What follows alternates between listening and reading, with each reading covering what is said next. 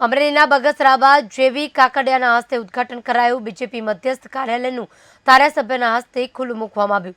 કાર્યક્રમમાં અનેક પદાધિકારીઓ પણ હાજરી આપી।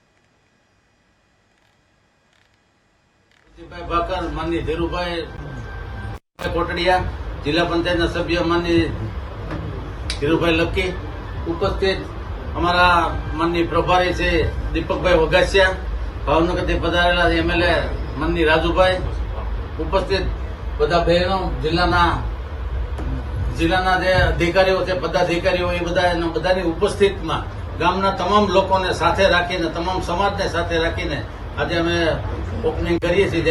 ત્યારે બીજી કાર્યાલય અમે કાયમી ધોરણે અહીં ખુલ્લી રહે એટલા માટે પ્રદીપભાઈ ભાકર, જે તાલુકા ભાજપના પ્રમુખ છે, એની પણ કાર્યાલયનું આજે અમે ઉદઘાટન કરીએ છીએ।